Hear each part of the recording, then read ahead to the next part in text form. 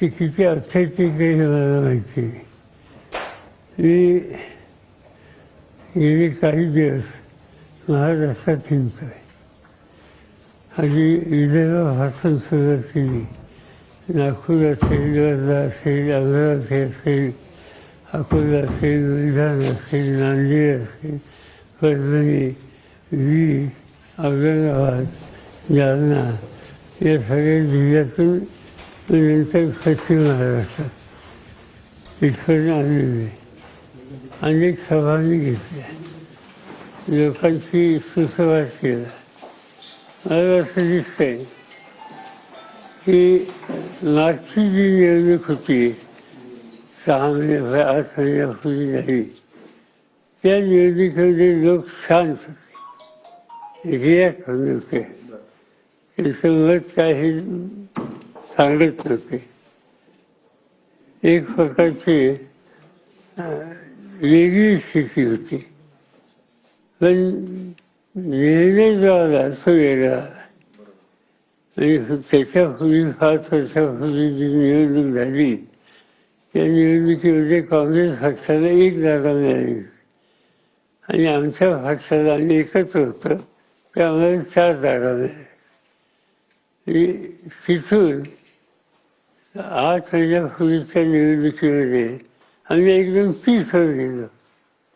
याचा अर्थ लोकांना मोदींची भूमिका, मोदींचा अखेर स्वतंत्र नसावा असं जनमत महाराष्ट्रामध्ये दिसत होतं आणि ते एक्झिक्यूट केलं. तुम्ही सातारकरांनी थोडं आमचं शिवगावमध्ये गडबड याची नोंद घेतली असती नीट तर इथला एक आणखी निकाल लागला असता. पण ठीक आहे, तो आमच्या विरोधी गेला हे मान्य करतो मी. पण एकंदर चित्र हे गेल्या निवडणुकीमध्ये न रिॲक्ट होणारं पण मतदानाच्या दिवशी रिॲक्ट होणारं असं चित्र बघायला मिळालं. आत्ताची जी निवडणूक आहे या निवडणुकीत थोडी वेगळी स्थिती आहे. वेगळी स्थिती अशी आहे की सत्ता ज्यांच्या हातात आहे त्या सत्ताधारी पक्षाच्या लोकसभेच्या निवडणुकीचा जो फटका बसलाय त्याची नोंद त्यांनी फार सिरियसली घेतली. आणि ती सिरियसली घेतली म्हणजे काय केलं, त्यांनी हेच केलं की अधिक लोकांना खुश करता येईल अशा प्रकारच्या योजना ह्या द्यावी. पैसे जास्तीत जास्त उचललेत की जेणेकरून लोकांना समाधानी ठेवता येईल.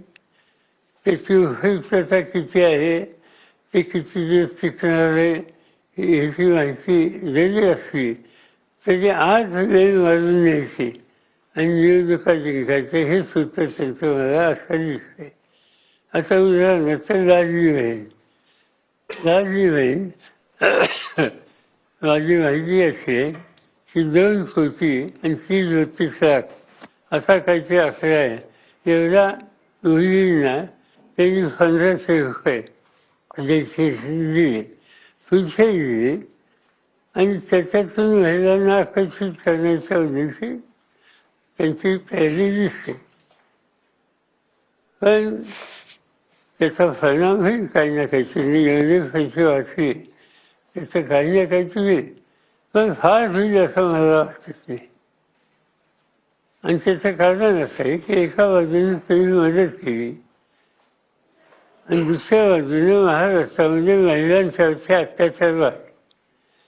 जी माहिती माझ्याकडे आहे आता महिलांच्या अत्याचाराच्या उद्देशी महाराष्ट्राची आकडेवारी, त्या आकडेवारीनुसार 2 वर्षामध्ये महाराष्ट्रामध्ये 67,381 आत्महत्याच्यात आपल्या अत्याचाराच्या तक्रारी आल्या. ही काही लहान नाही. आणि दुसरा एक भाग आहे की मुली किंवा स्त्रिया बेपत्ता होण्याच्या संबंधीची जी माहिती आहे ती त्याच्यात असं दिसतं की